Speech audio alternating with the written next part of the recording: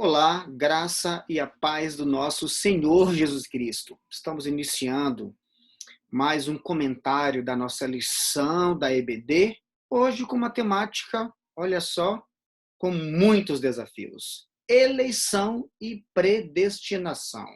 Sou o pastor Anderson Lô e a partir de agora nós vamos estar compreendendo um pouquinho essa temática. Bem, amados, nós sabemos do grande desafio, historicamente falando, sobre essa temática. Mas eu quero inicialmente parabenizar a CPAD por essa iniciativa nobre de estar trazendo essa temática tão relevante, que, infelizmente, para muitos é um tema bastante insignificante. E pior, para muita gente, essa temática chega a ser até heresia. Escutamos no dia a dia por aí, olha, essa questão de predestinação, eleição não é bíblica, isso é coisa inventada aí, é coisa de Calvino. Assim dizem. Mas eu pergunto, você tem lido a Bíblia, meu amado, para dizer uma coisa dessa? Tá, uma coisa é uma interpretação que alguém possa ter, mas dizer que essa temática não é bíblica, misericórdia. Portanto, está de parabéns à CPAD por trazer essa oportunidade de esclarecer. É lógico que é uma temática que não tem um consenso no âmbito teológico em relação às suas interpretações. Naturalmente, vamos tentar chegar no ponto mais de equilíbrio, em relação à hermenêutica do que se trata a eleição e a predestinação. Amém? Vou estar compartilhando aqui a tela em relação ao slide que eu preparei para vocês, para didaticamente facilitar a nossa compreensão. Ok? Bem, em relação ao texto áureo, vai ser trabalhado aqui em Efésios 4 e 5, em que diz, como também nos elegeu nele antes da fundação do mundo, para que fôssemos santos e irrepreensíveis diante dele em amor, e nos predestinou para filhos de adoção por Jesus Cristo, para si mesmo, segundo o beneplácito de sua vontade.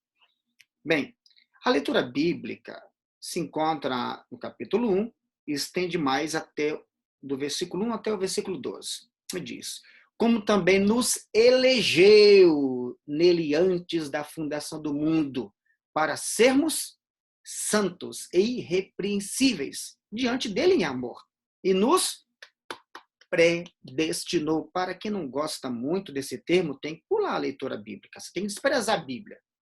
Então, e nos predestinou para filhos de adoção por Jesus Cristo, para si mesmo segundo o beneplácito de sua vontade, para louvor e glória de sua graça, pelo qual nos fez agradáveis assim no amado, em quem temos a redenção pelo sangue e remissão das ofensas segundo as riquezas da sua graça, que ele tornou abundante para conosco em toda a sabedoria e prudência, descobrindo-nos o mistério da sua vontade, segundo o seu beneplácito que propusera em si mesmo, de tornar a congregar em Cristo todas as coisas, na dispensação da plenitude dos tempos, tanto as que estão nos céus, como as que estão na terra.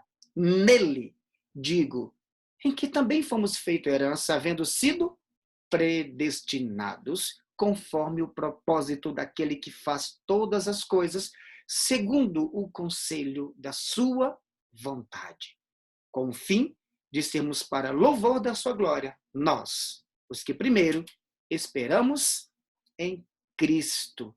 Que privilégio temos de estarmos em comunhão com Cristo através do seu projeto lindo, que é o projeto da eleição. Amados, a revista tem alguns objetivos a trabalhar. Primeiro, ela objetiva esclarecer a diferença entre a relação entre eleição e predestinação. Bem, aqui a gente vai compreender que tem algumas questões um pouco mais complexas que penso que não dá tempo de trabalhar nesse comentário bíblico. Mas, enfim, explicar como ocorreu a eleição divina desde antes da fundação do mundo e constatar que a predestinação bíblica retrata as bênçãos concedidas aos eleitos. Amém? Vamos lá? Bem, na parte introdutória, o que a gente pode estar destacando, amados? A eleição e a predestinação são termos importantes, sim, na compreensão da doutrina da salvação. Olha só, como que uma temática dessa, de alta relevância, alguém por aí pode dizer que não é bíblica? Me diga. É inconcebível, pois trata do plano da redenção. Esses vocábulos elucidam o plano divino da redenção. E é preciso ter muito cuidado, porque nós sabemos, amados, que esses termos são utilizados intercambiáveis. Naturalmente, nós temos um grupo de teólogos, devemos respeitar, que entendem trabalhar os termos separadamente. Mas, exegeticamente, não comungo muito com essa ideia no sentido de aplicação teológica. Claro que os termos em si têm significados peculiares. Todavia, no campo da conjunção teológica, no todo arcabouço da teologia bíblica, eles se compreendem, eles se completam, intercalam, é isso que eu quero dizer, eles se intercalam. Ou seja, imaginou se eu dissesse para alguém, olha, estou muito feliz, estou muito alegre, nossa, estou de bem com a vida, estou bem na fita. Então alguém fosse analisar o meu argumento e dizer, olha, estar feliz significa isso, isso, isso. Estar alegre, já diferentemente, significa isso, isso. Ah, estar de bem com a vida já significa aquilo. Estar bem na fita já significa aquele. Ou acolá, ou ali, ou bem ali. Imaginou? Usei termos diferentes, mas dentro do meu contexto se refere à mesma coisa. Mesmo utilizando termos diferentes, eu quero expressar uma única verdade. É nessa pegada, é nessa linha que eu comungo a utilização dos termos de eleição e predestinação. Claro que respeito a quem pensa diferente, vai trabalhar os termos separados, mas penso que é muito perigoso entrar por essa área. Mas, enfim, dando sequência, o primeiro tópico diz eleitos para uma vida santa e irrepreensível. Então, vamos compreender. O primeiro subtópico diz a eleição divina. Como que se dá? A eleição, em relação ao termo, traz em si, de modo peculiar, a ideia de escolha. Como diz, três aspectos que Paulo utiliza aqui em relação à escolha. Primeiro, em quem fomos escolhidos? Em Jesus. Por isso, essa doutrina é cristocêntrica. Claro, é em Cristo, tudo converge em Cristo. A eleição converge em Cristo. Amém. Ela é cristocêntrica. Então, não podemos tratar essa doutrina tão relevante como se fosse algo banalizado. Segundo, em que tempo se deu essa escolha? O tempo é dito, antes da fundação do mundo. Você não tinha nem nascido e o Criador já tinha preparado o projeto da eleição. Qual a finalidade? A finalidade dela é porque você foi eleito, porque você já era uma pessoa santa, dedicada, uma pessoa irrepreensível, é isso? Não. Na verdade, a eleição, ela ocorre para que você seja isso. Olha que maravilha! Senão você poderia se gloriar, dizendo, olha, como tenho sido um crente fiel, agora eu posso ser eleito, sou digno de ser eleito. Nós, na verdade, não somos merecedores, somos indignos, mas ainda assim, há um favor de Deus, há uma graça, esse favor imerecido que nos alcançou. Não tem mérito humano nisso. Ou seja, a finalidade da eleição é para que fôssemos santos e irrepreensíveis. E sabemos que a finalidade final é para o louvor da sua própria glória, para que tudo isso que sejamos volte, retorne em santidade para o nosso Deus, o Criador, que fez os céus e a terra. Essa é a questão do primeiro subtópico. Segundo, quais as condições da eleição? Agora aqui complicado as condições, então partimos do pressuposto que a eleição ela é condicional. Bem, amados, tendo muita dificuldade para compreender desse modo. Ora, vamos fazer a análise do texto? No versículo 4, o texto diz: como também nos elegeu nele, em amor. Quem é essa pessoa? Quem é ele? O próprio Deus, o Cristo, o Espírito Santo, todos têm a mesma essência. Fomos eleitos nele, em amor. Eu pergunto, que amor é esse que tem uma condição para amar?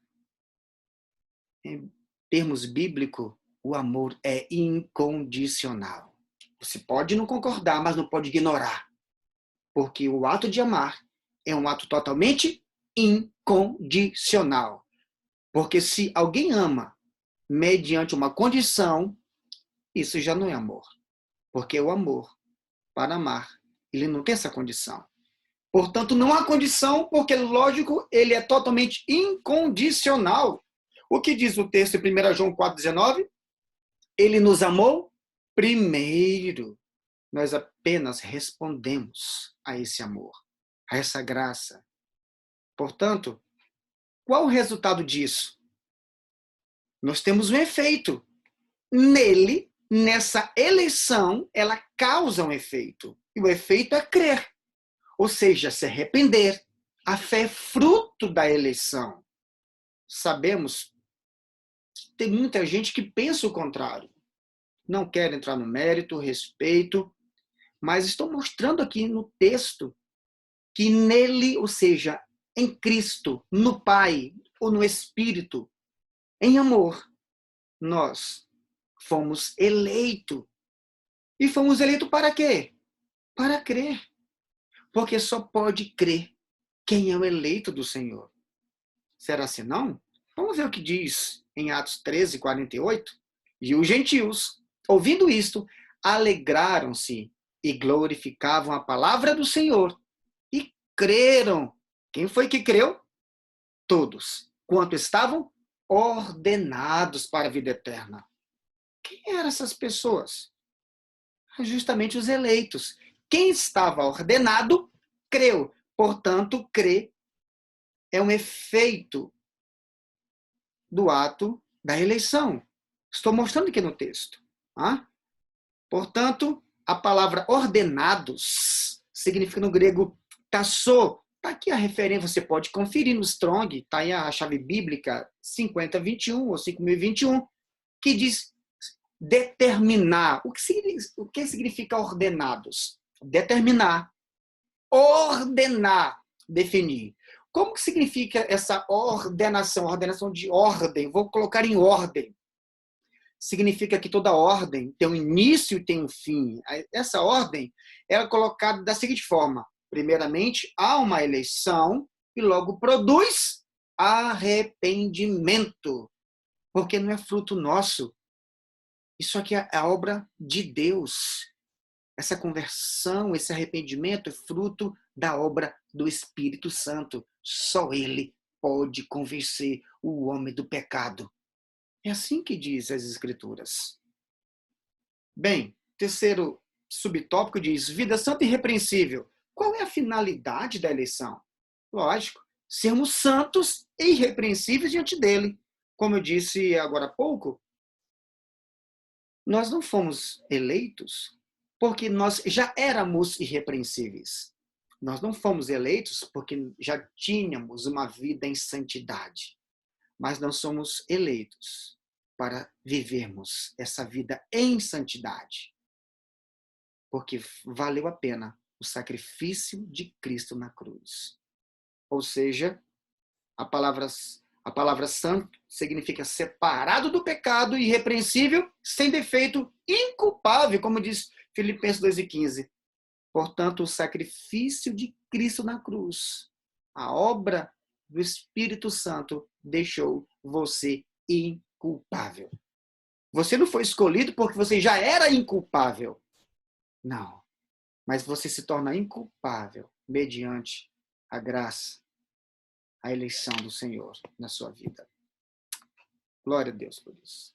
Quarto subtópico vai dizer: a nova vida dos eleitos. Ora, se somos eleitos, se somos predestinados, como diz o texto, então como que se dá a vida desses eleitos? Nós vivemos contra a velha conduta do pecado. A mentira, o furto, palavras torpes, amargura, cólera. Nós fugimos disso. Portanto, advertência contra a fornicação, impureza, avareza e embriaguez.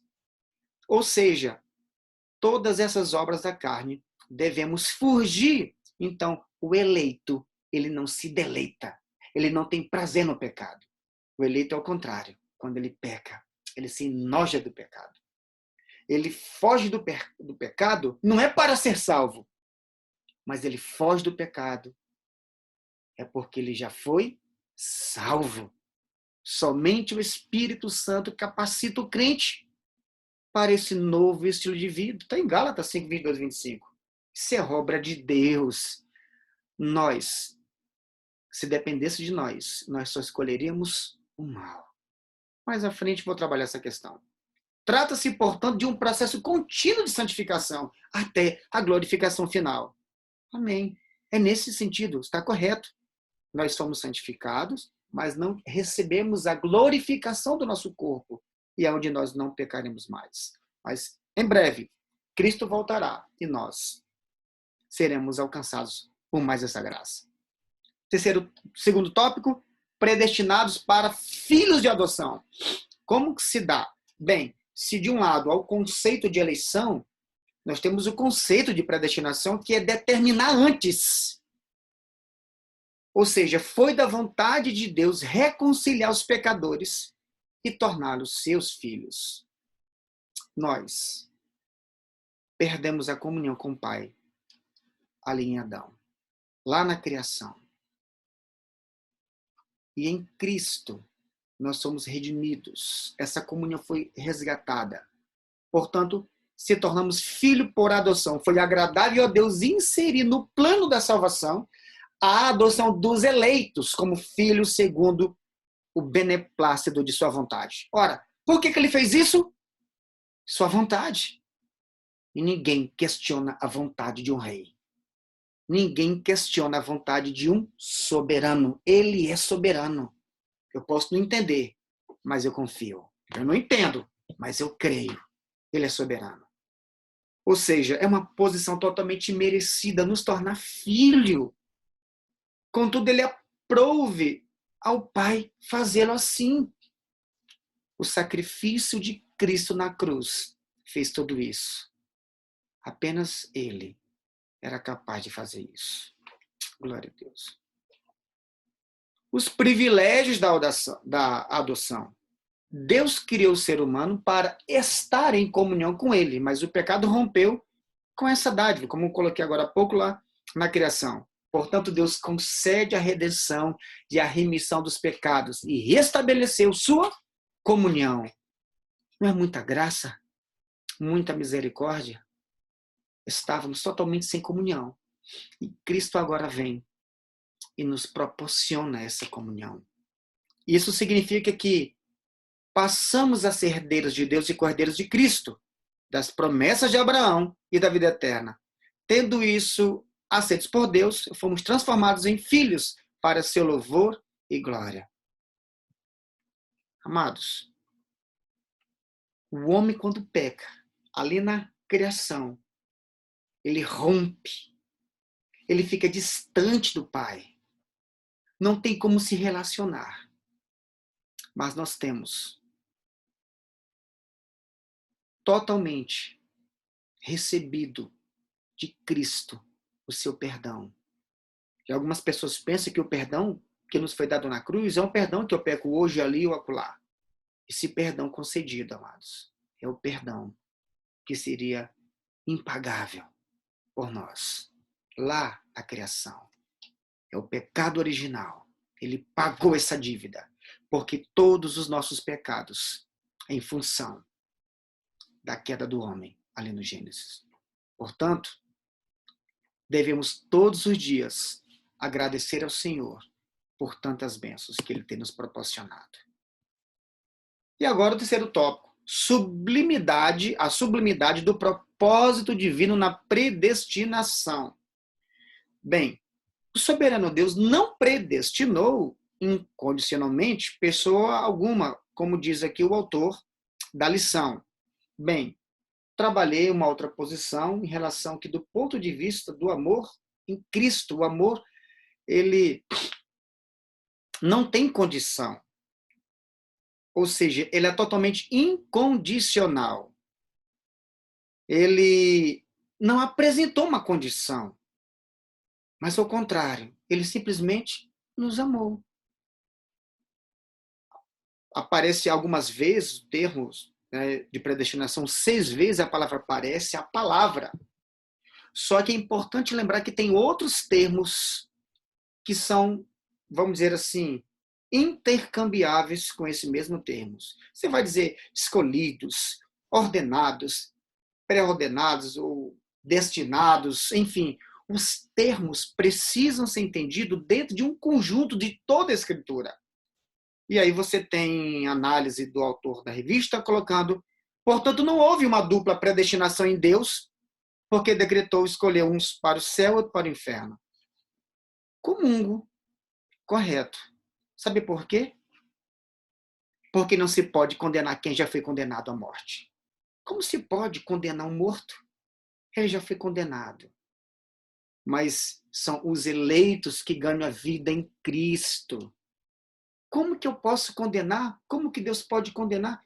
Se ele já condenou. Quem? Todos nós fomos condenados, destituídos da glória de Deus. E agora? Deus, com a sua graça, algo que nunca vamos entender, mas eu creio, através da sua eleição, ele nos criou um destino, preparou, nos resgatou, nos redimiu. Tudo é ele nos redimiu, ele nos salvou. Toda ação é dele, todo mérito é dele. Os eleitos agora ganham a vida em Cristo. Que bênção, irmãos. Como saber que eu sou eleito? É simples. Você crê que Cristo é o Senhor Salvador?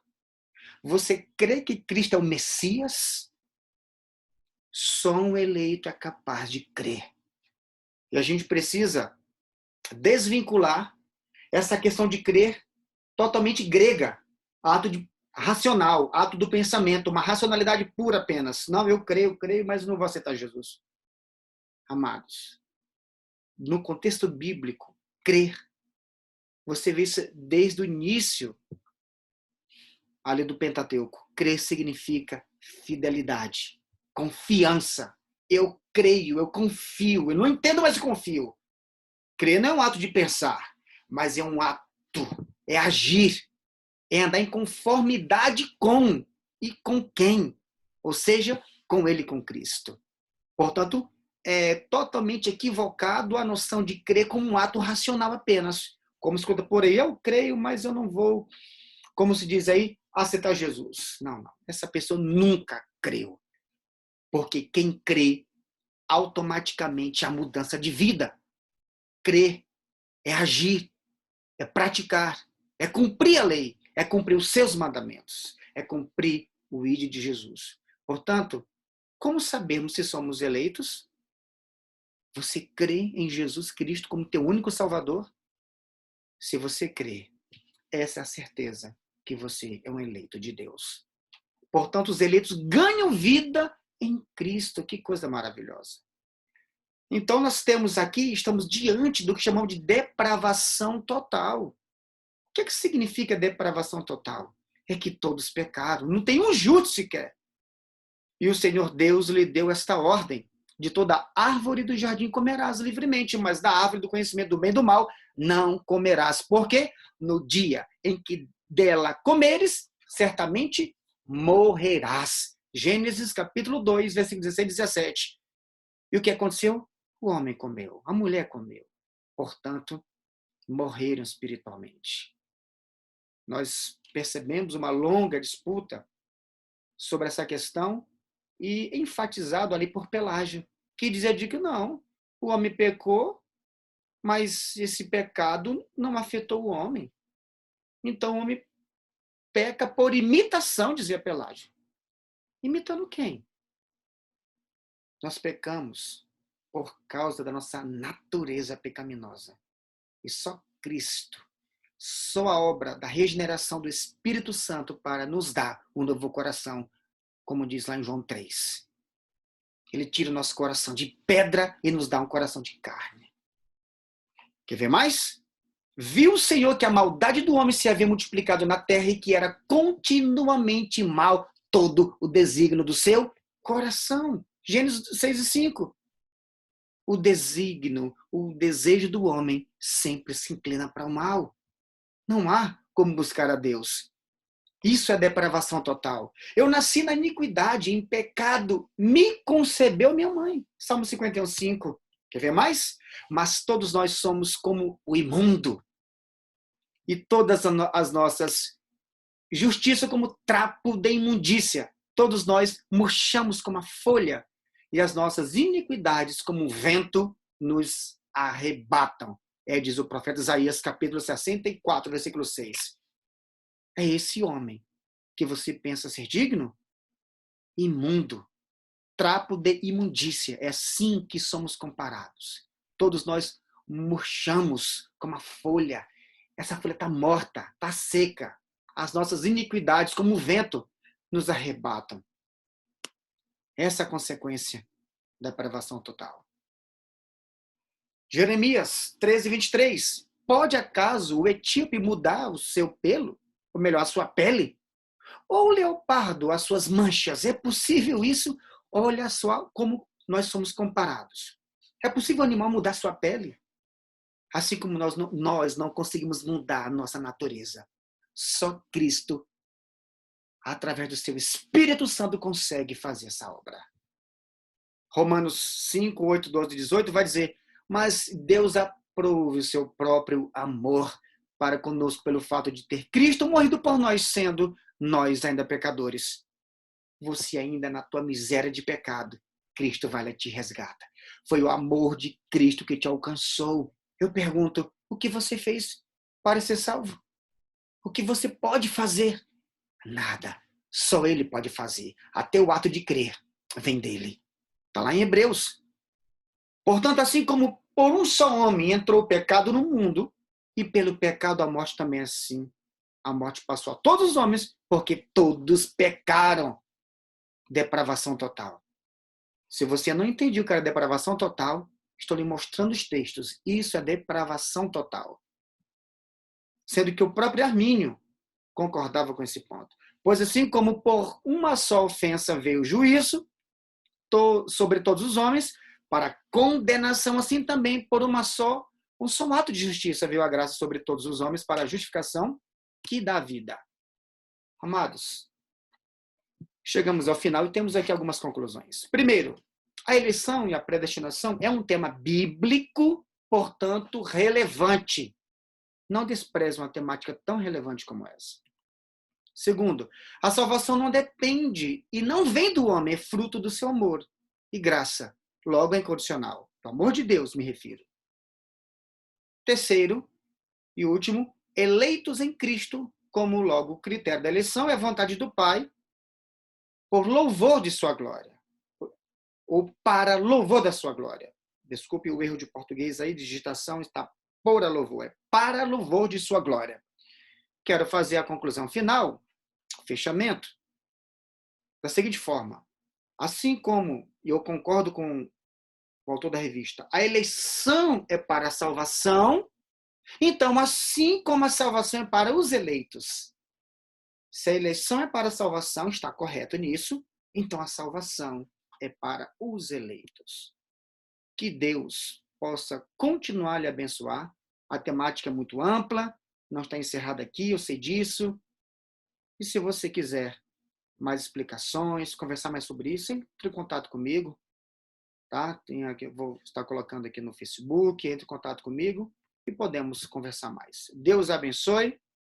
Amém, amados? E ficamos por aqui e até a próxima aula, confiando na graça do nosso Senhor Jesus Cristo.